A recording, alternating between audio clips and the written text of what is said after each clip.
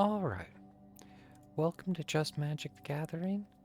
I was looking to basically continue on my draft. I did not take time to review where I left off. I am pretty happy with it. In fact, in a way, I guess I just decided to basically stick it out and do... Yeah. When I was doing the video editing, there was quite a few things that made me think like I could do better. There was cards I missed. There was quite a few things that I felt,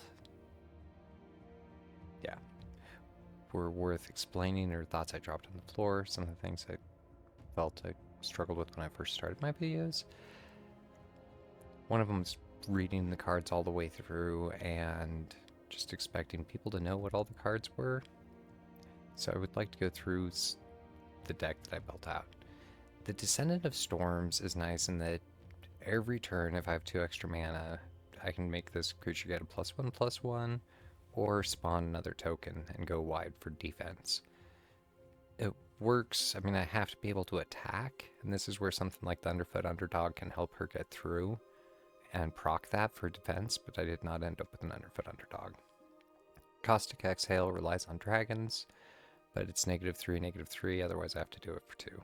But still, -3 for -3, that'll take out an indestructible, or that is handy. Once again, it's acceptable to something like Hexproof. Bearer of Glory. This creature during your turn has first strike, so only when attacking, basically. And for 5, I can get a +1/+1 on all creatures until end of turn. I've never really been able to pull that off. Coordinated Maneuver is a multiple choice card. I can destroy target enchantment, which is nice because there's not a lot of control I have for enchantments in this deck other than this and basically my snare. Coordinated Maneuver deals damage equal to the number of creatures you control to target creature or planeswalker. So if I have 5 creatures on the board, it can do 5 damage to any one target. It's nice, but it relies on going wide. The Kithkin is nice because for 2 I can get a 2/3, or I can get 2 creatures. Light-footed Technique gets +1/+1 on target creature, and it gets indestructible. So it can also come as a surprise, it gains flying. Osseous Exhale is nice because it voids. As an additional cast, you may behold a dragon. Osseous Exhale deals 5 damage to attacking or blocking creature. If the dragon was beheld, you gain 2 life. So actually, I'm glad I'm reading some of this. I thought this exiled, but it doesn't. But if I have a dragon, I can gain life out of it. The Devoted Duelist. Haste has Flurry, so whenever I cast my second spell each turn, it deals 1 damage to the opponent. Fire Rim form, this can work as a flash. It enchants one of my creatures and gains first strike until end of turn. Enchanted creature permanently gets +2/+0, which is nice. The Shocking Sharpshooters at 1/3 reach for 2. That whenever another creature enters, this creature deals 1 damage to the target opponent. Kind of like the Devoted Duelist, other than I don't have to do the second spell. It works both ways though. I mean, if I wanted to build an enchantment deck, that is one of the things I was also looking at with the Mardu Siegebreaker. I'll get to it. Stormplane Detainment. This is the snare. When this enchantment enters, exile target non-land permanent and an opponent controls until this enchantment leaves the battlefield. So if they destroy this enchantment, they get it back, and I'm not a huge fan, but it can take any non-land permanent, which is pretty nice. So I've seen it bite me though before with the enter battlefield trigger. Dragon Prey is more control. I can just destroy target creature for 3. It costs 2 less if I can behold a dragon. Kintree Nurturer. Lifelink, and it endures 1 when it enters, so it can come in as a 3/2 or with the extra token. At this point, it's basically almost like an endure deck with a handful of control. Whale of the War is a choose one. Target creature and opponent controls gets -1/-1 until end of turn. Or I can return 2 target creatures from my graveyard to my hand. And yeah, in review, when I picked this card, it's like I would have rather picked a different card. I don't know how I didn't even see it at the time. Seize the opportunity. It is an instant. I can choose one, exile the top 2 cards of my library until the end of my next turn. I can play those cards. Or up to 2 target creatures each get +2/+1 until end of turn. The Teresa Light Shatter comes in with a haste. When she enters, discard up to 2 cards, and then draw that many cards.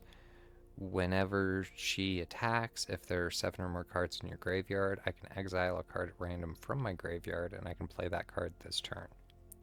So I almost have to have the mana available for it, or it'll be interesting to see if I can get that to play or how that plays. Unsparing Boltcaster. When this creature enters, it deals 5 damage to target creature and opponent controls that was dealt damage this turn. So that's kind of conditional on I can block, or I can attack, and they can block with something that won't die. And then when this creature comes in, I can finish it off. If you get it to work right, it can be a surprise. The Windcrag Siege is huge, and I'm glad I pulled one of these, because when it enters, I can choose one or the other, Mardu or Jeskai. If a creature attacking causes a triggered ability to trigger, it triggers an additional time. For Mardu, which is really nice, because something like my Sharpshooter, well, it has to be when attacking. So I don't have a lot in here that does that. I had a couple things. I thought I had something.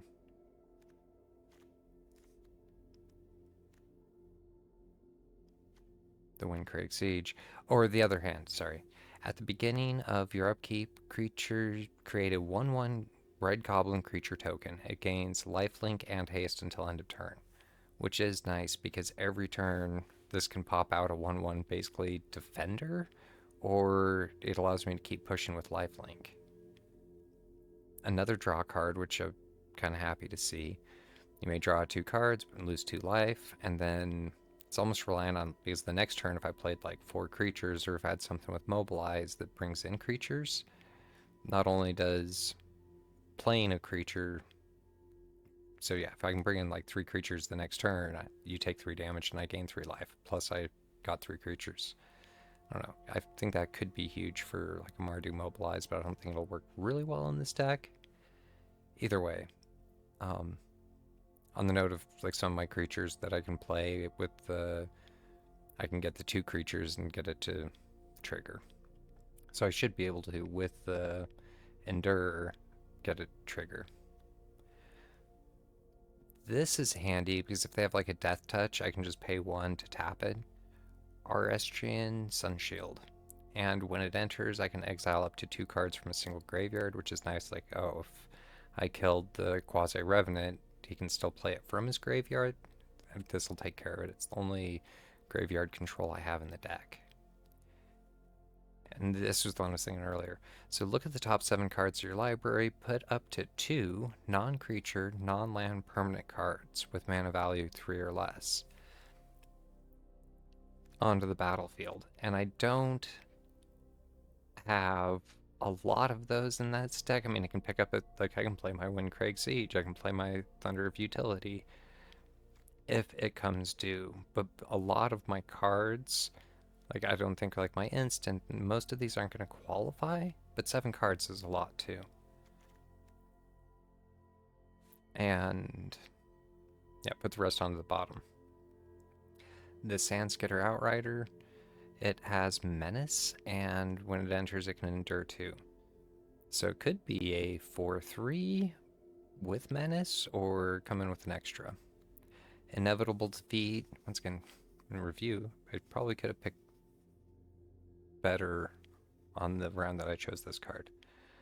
But it can't be countered, and exile target non-land permanents. So this can claim something like a Planeswalker. I mean, this will kill anything, and the owner of that loses 3 life and I gain 3 life, so that is handy.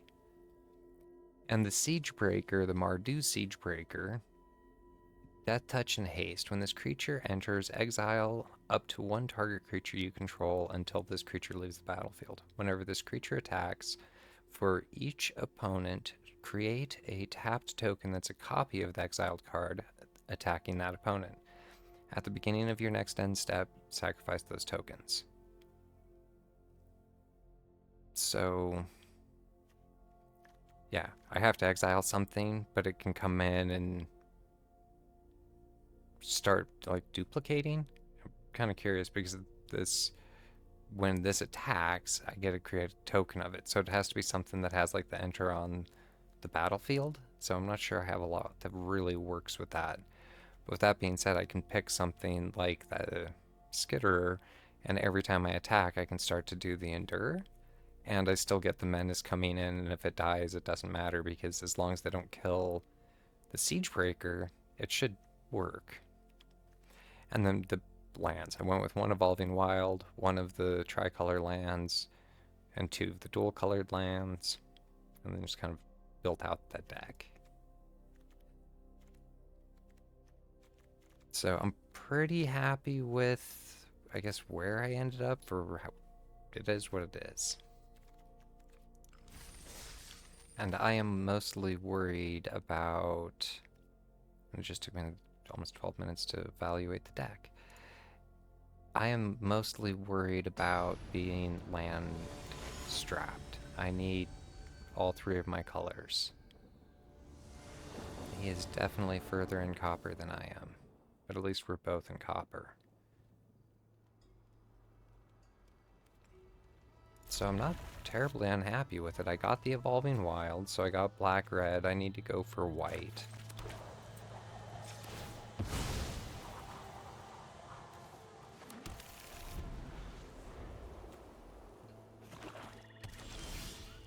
It is a tap land.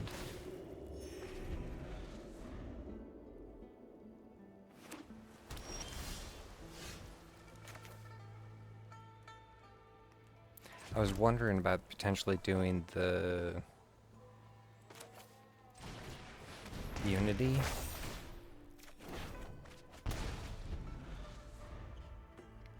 Because now the creatures I bring in are going to come in with the +1/+1 counters, or not the +1/+1 counters. The mana ramping?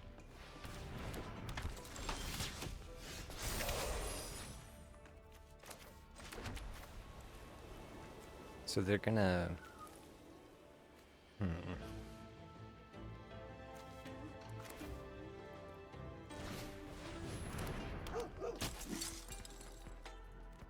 Have it endure.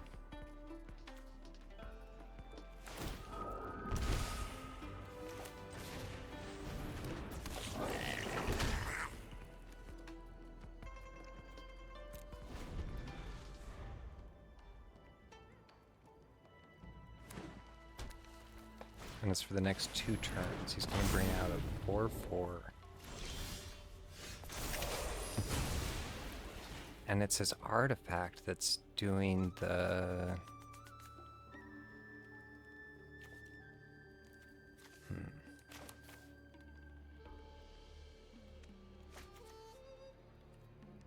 That's why it's a 4/4 instead of a 3/3.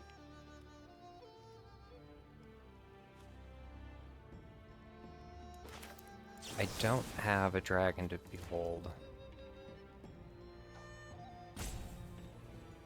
Cast 2 more, never mind. What am I doing here?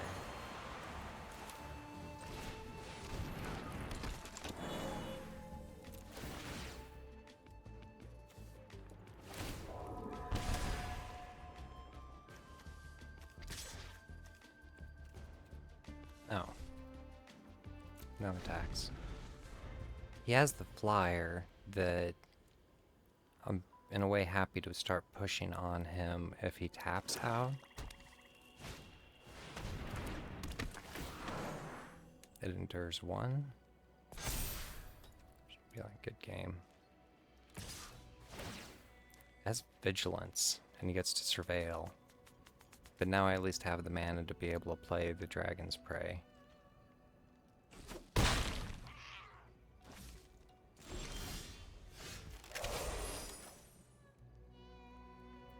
Since I don't have...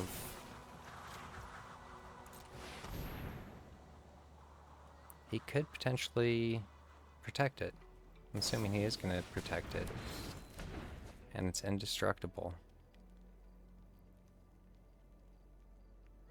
There's not a lot I can do there.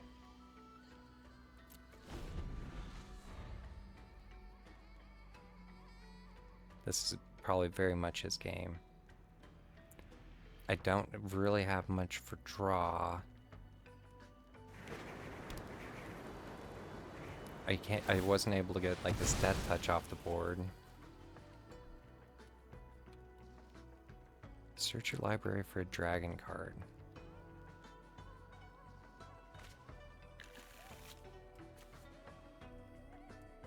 And you can get... He gets graveyard control out of it. If he plays it, it's going to give it a +1/+1 per draw, which is probably a better play.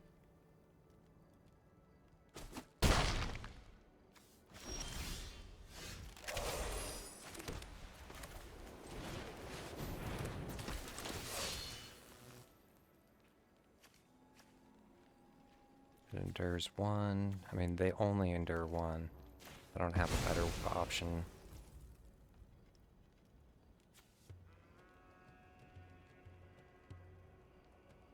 And -1/-1 will...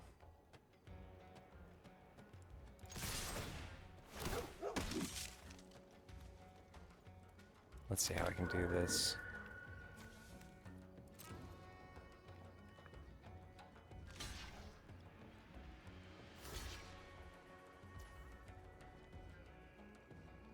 Three, 2.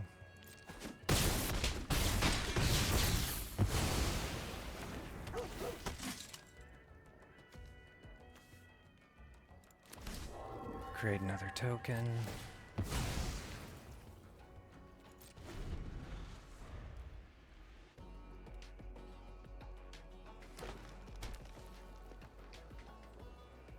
Since I can Whale of War, he's going to exile him though.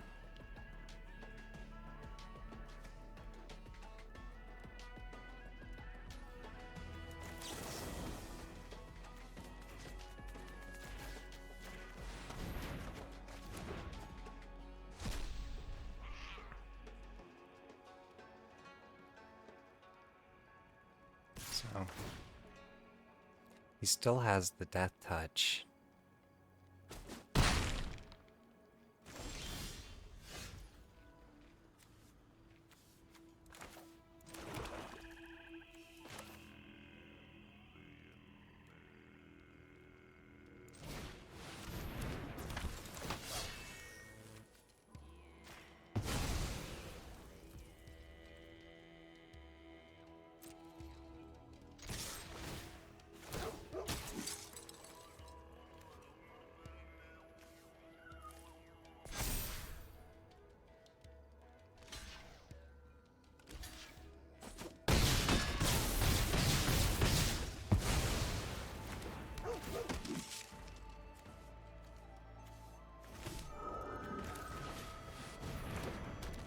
So I think that's gonna actually be my game.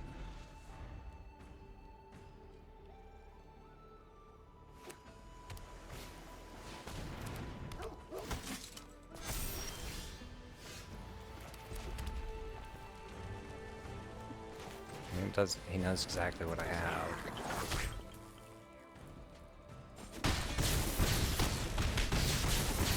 So glad to pull a win out of it. And I'm happy with how it played. It definitely wasn't mana strapped, and with that, I got my one win for the day and worked a nice chunk of my dailies and look forward to doing some magic in the future.